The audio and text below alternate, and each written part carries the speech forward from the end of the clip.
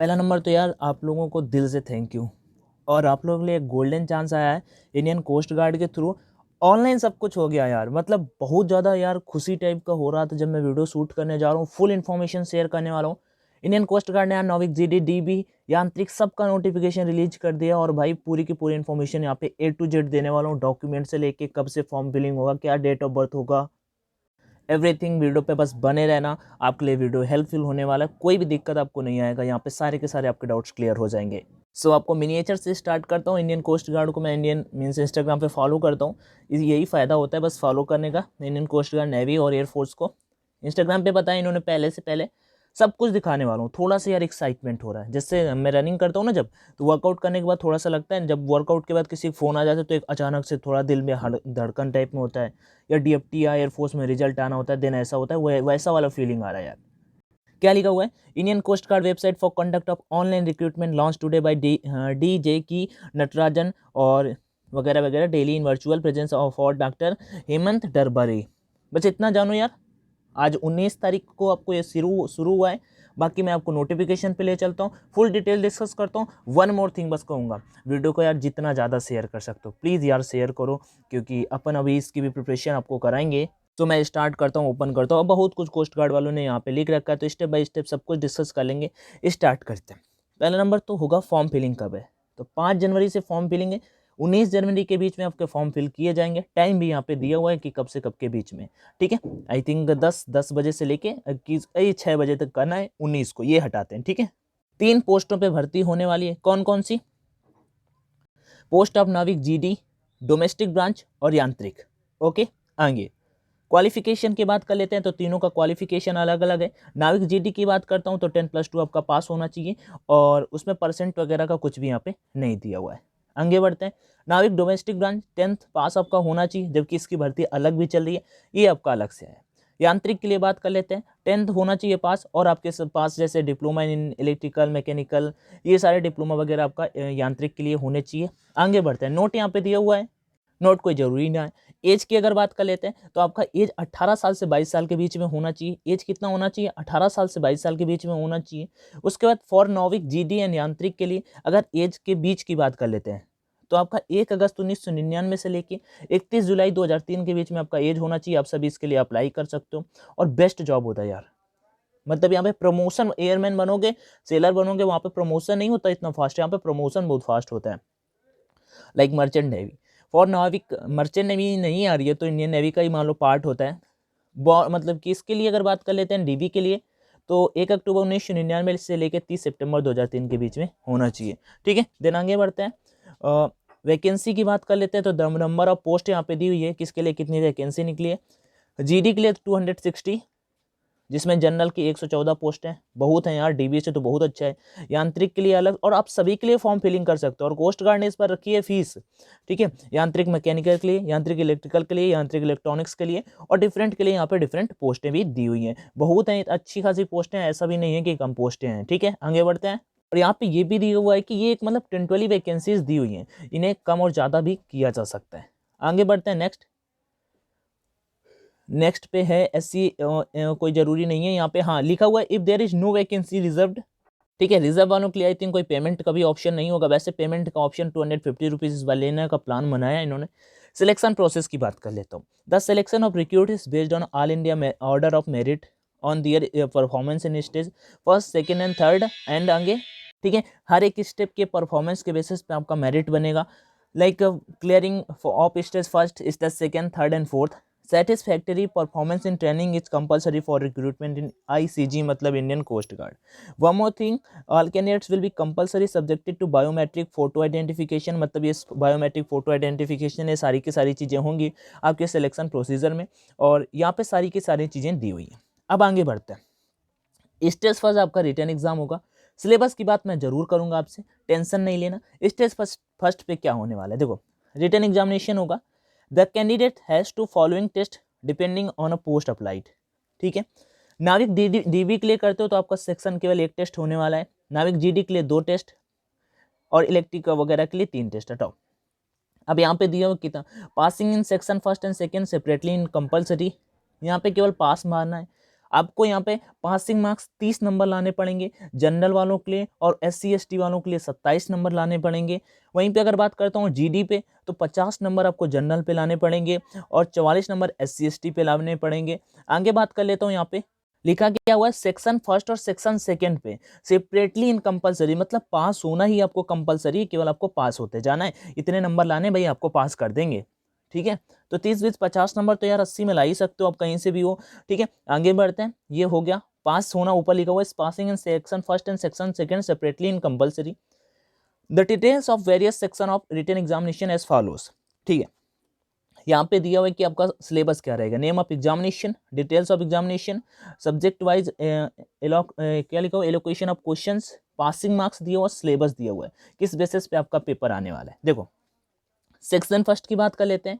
Maximum marks आपका 60, total timing 45 question होने वाले हैं, टोटल नंबर ऑफ क्वेश्चन 60 होने वाले हैं, ये आपका हो गया। सेक्शन सेकंड की बात कर लेते हैं। ये मैथ, ये आपका नाविक DB का है भाई, नाविक DB का। ठीक है, नाविक DB का है। तो क्लास मैथ के 20 क्वेश्चन, साइंस के 10 क्वेश्चन, इंग्लिश के 15, रीजनिंग के 15 और GK के 5। आगे बात करते हैं 30, मतलब कि इसमें 30 almost I think unreserved EVS OBC category passing marks चाहिए। 60 में से 30 मार्क चाहिए किसके, पासिंग मार्क के लिए, इन सभी को मतलब कि कैटेगरी वालों को। सिलेबस बात कर लेते हैं तो क्लास 10th के सिलेबस के बेस पे आएगा ये। सेक्शन सेकंड की बात कर लेते हैं तो आपका मैक्सिमम मार्क्स 50 होंगे। अच्छा, ये सिलेक्शन प्रोसीजर है आपका, जो सेक्शनल टेस्ट होंगे आई थिंक उस नहीं अलग अलग है, पहला DB का है, फिर उसके बाद आपका GD का है, फिर आपका इलेक्ट्रिकल वालों को यहाँ पे आ जाता है। सो यहाँ पे आ जाते हैं। मैथ्स एंड इंग्लिश का सिलेबस दिया हुआ है, क्लास 12th के बेसिस सिलेबस यहाँ पे मैथ्स इंग्लिश एंड फिजिक्स सब कुछ आने वाला है सिलेबस, और उसके बाद maths and physics 2 he subject आने वाले हैं सेक्शन सेकंड पे। ठीक है, जो आपको पास करना मैंडेटरी है, फर्स्ट वाला पास करना है और सेकंड वाला, आपका 2 टेस्ट होंगे, फर्स्ट वाला पास करना और सेकंड वाला पास करना, दोनों मैंडेटरी है। आगे बढ़ते हैं, ये सेक्शनल है।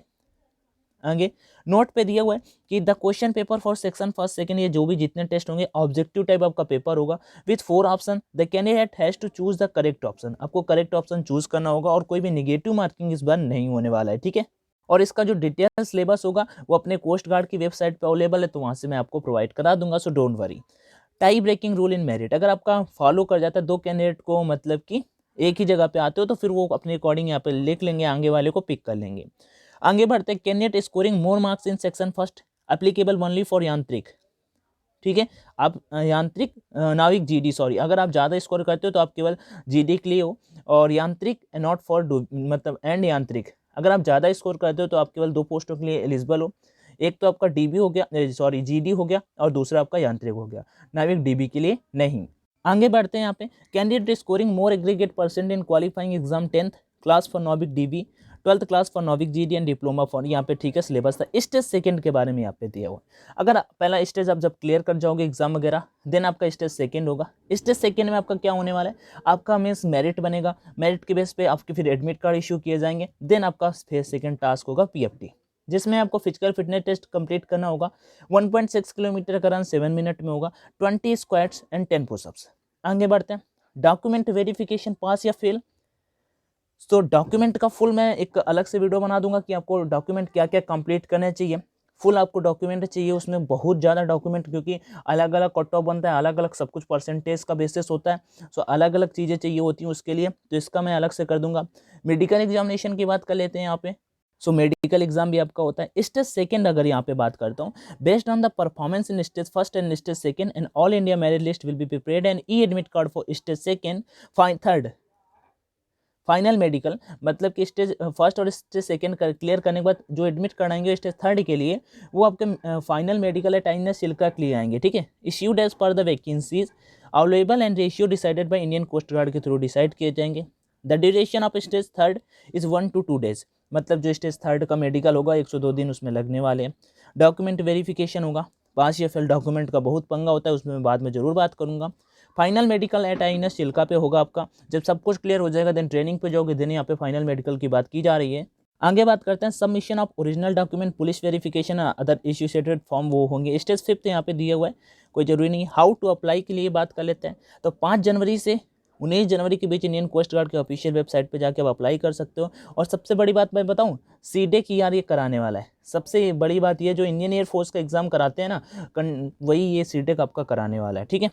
और अगर यहाँ पे आपको कोई भी डाउट बनता है तो उन्होंने यहाँ पे 2 नंबर्स भी दे दिए हैं। इस बार the candidate can apply for only one post either Navik DB और नाविक जीडी और यांत्रिक। मतलब कि आप केवल एक पोस्ट के लिए अप्लाई कर सकते हो।